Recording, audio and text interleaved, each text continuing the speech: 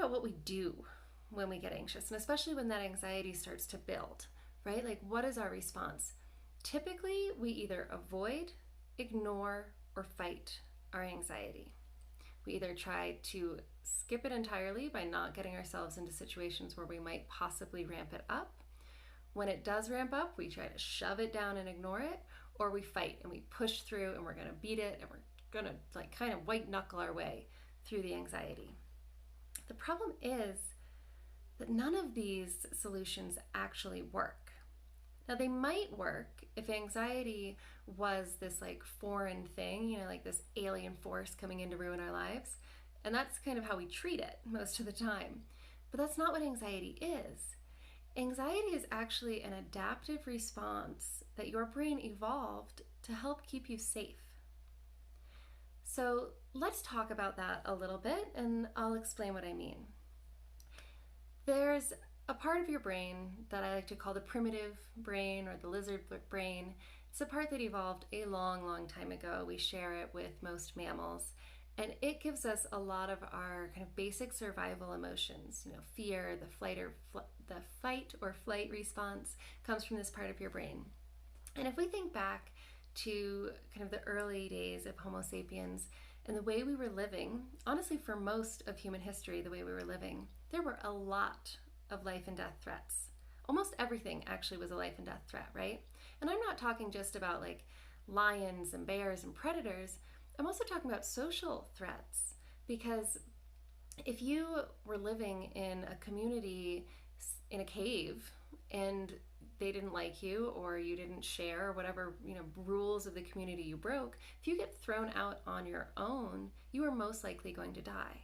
You were so dependent on the community, on other people for survival, that there was a real life and death risk of being thrown out of the tribe and dying. So there are so many things to be scared of, right? Outside threats, inside threats. And your brain is trying to navigate all of this and help you identify threats well in advance and stay alive. And that's where anxiety comes in, because anxiety is not like fear. Fear is your response to an immediate threat. And it drives an immediate action to get away, right? Get away from the lion. But anxiety is like your early warning system. It's there to let you know that there might be an imminent threat. So something's happening, it could be dangerous, it's probably dangerous, and in your brain's experience, most dangers are life and death issues. But it's not time to act yet. So the anxiety is there to like put up a red flag, let you know something's going wrong and you need to do something about it. Otherwise, it's going to become a threat in the moment that you're going to have to flee or fight or deal with and possibly die, right? That's how your brain is looking at these things.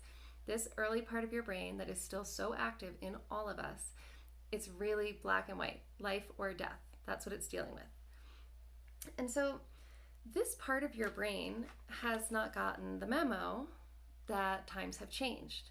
We are really lucky that we live in a time where most of our threats are not life and death. The email from your boss, the fight with your husband, these things are not life and death, but the primitive part of your brain still thinks that they are. So it sees a fight with your husband, for instance. That primitive part of your brain says, oh my gosh, this is our partner. This is the person we rely on. This is our teammate. And we've had a fight. He's going to hate us. We're going to get thrown out of the tribe and we're going to starve and die and get eaten by lions all by ourselves. That's what your brain is like, on this track. We're going to death. And so you feel incredibly anxious. And what happens when you ignore that anxiety? What happens when you try to fight that anxiety? I want you to really think about the position that your brain is in here. It's like, hey, something's going wrong. It could kill you. Something's going wrong. And you're like, shut up. I don't want to hear about it. I don't want to know. Or you're like, screw you. I'm doing this anyway. I don't want to know. That part of your brain is like, oh my gosh, she is not paying any attention. Like, we are going to die here. And so instead of shutting up and going away, it fights you, right? It screams louder. That anxiety gets ramped up. The emotional volume turns up when you're trying to make it go away, because your brain really thinks there's a life and death threat here that you are ignoring. And all of that means that the secret to coping with anxiety effectively is to make friends with it. And yes, anxiety is an emotion. And if you've watched some of my other videos, you know that emotions are caused by your thoughts, and that ultimately the way to change any emotion is to go in and change your thoughts. However, we also know that we can't change emotions we're resisting for this very reason, right? Like when we ignore our anxiety, it ramps up and gets louder and louder and louder, and we don't have much time or space then to examine our thoughts because we're so caught up in this screaming anxiety. That means that the real secret to coping effectively with anxiety is to befriend it, to recognize the positive intentions behind that anxiety, and to realize that nothing has gone wrong. In fact, when you're anxious, your brain is working perfectly. Your brain is working perfectly based on hundreds of thousands of years of evolution. Nothing has gone wrong. That doesn't mean there's nothing you can do about it. So I'm going to tell you a 4-step method to coping with anxiety. And this is really fast. You can do it in the moment, and it's very effective. But before I explain it, I want to give you a little background onto why it works. So your brain hears you when you're talking, and most of us aren't aware of this. We use a lot of negative language, right? We say things like, I can't do that, or I'm really disappointed by this, or I should or I shouldn't do something. Your brain hears all of those words, and when your brain hears negative language in particular, it releases stress hormones. Your thalamus and your amygdala release stress hormones when they hear these negative words. So you can actually use this to your advantage. I'm not telling you this to make you get really paranoid and worried every time you have a little negative self-talk. That is not the point. That's okay. You're not destroying your health with a little negative self-talk, and over time we will explore lots of ways to shift your negative self-talk.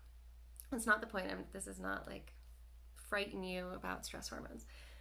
The reason I'm telling you this is because your brain also hears when you talk to it intentionally, and it also hears your positive language.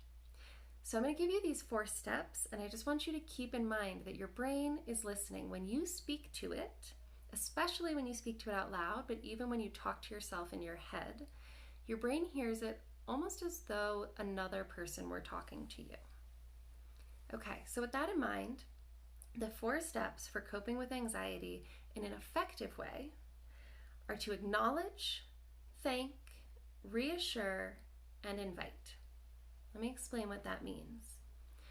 The first step is to acknowledge your anxiety. Don't ignore it. Don't pretend it isn't there. It is, and you need to notice it. Because when you acknowledge your anxiety, it tells your brain, okay, your brain's like, hey, there's a threat. I'm scared of this. And you say, I hear you. I'm feeling anxious. That's just a trigger to your brain that it says, okay, she got the message. We can just kind of hold steady for a minute. No need to crank up the volume on this anxiety. So that is step 1. Acknowledge the anxiety. Literally say to yourself, I'm feeling anxious right now. Step 2 might be a little harder for some of you. Step 2 is to thank your primitive brain for wanting to protect you, because that's what the anxiety is. It's there to try to help you. It's there to try to protect you and keep you safe. And I know it sounds really strange to be grateful for your anxiety, but this is another big step. This is like the first acknowledgement keeps your brain from cranking up the volume, right? It keeps it neutral. You felt anxious, we're keeping it there. If you want that volume to start turning down, you need to embrace it and be grateful for the positive intention behind that anxiety. The third step is to reassure yourself, right? Reassure your lizard brain that everything's okay, that there are not lions at your door, that this is not life and death. Reassure it that you've got this. Now together you can invite that anxiety part of you, you can invite that lizard brain to help you come up with a more resourceful way to handle the situation at hand. So let me give you an example of how to do this that might help it all get a little more clear. I want to imagine you wake up in the morning and your partner is depressed. You can see it's the start of a depressive episode. You start to feel anxious because you don't know how long this is going to last, how bad it's going to be. You're remembering all the things that have happened before, and all this anxiety starts to build. In the past, your response might have been to shove it down, pretend it's not there, like get on with your day, like just gotta power through it.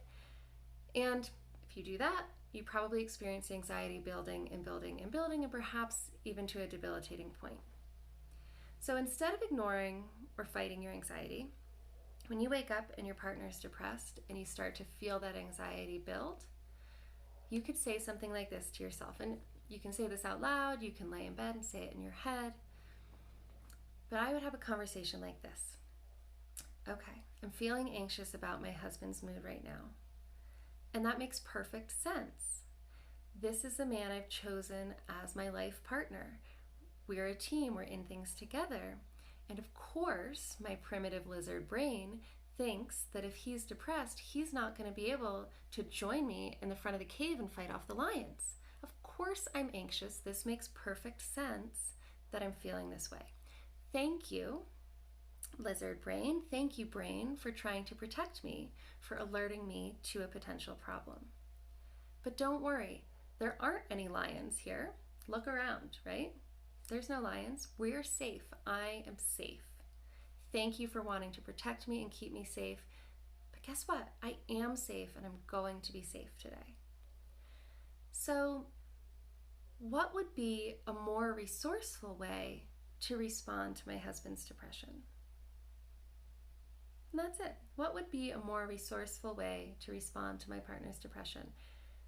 I would have that little conversation with myself, and then I would wait and see what I get. Does my anxiety level change? Does it build? Does it stay the same? Does it go down?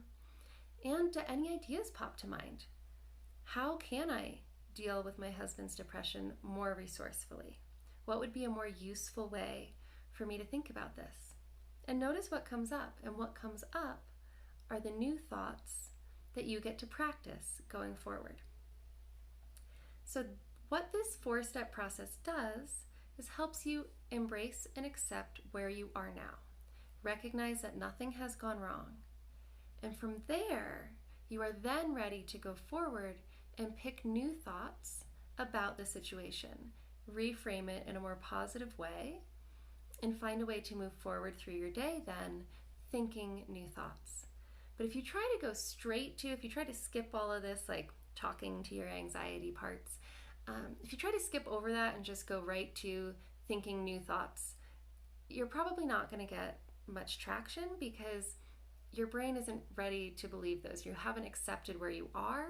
You haven't acknowledged that anxiety. So you're trying to like gloss it over with new thoughts that are prettier thoughts, but you haven't done anything to deal with the ones causing the anxiety. So that part of you that's trying to protect you is just going to keep getting louder and louder.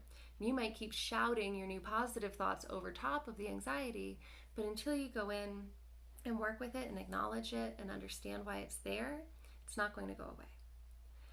So I know you can do this. It's very simple, and I know you might feel a little silly talking to yourself, but it's okay. You won't feel nearly so silly after you try this once and notice how much better you feel. So this is the actionable tool for you to practice to cope with anxiety. Acknowledge, thank, reassure, and then invite it to find a more resourceful state with you. I hope this was helpful. Please leave me notes in the comments below. I would love to hear about your experience using this 4-step tool. All right, I will see you tomorrow for episode number 9 of my 30-day challenge.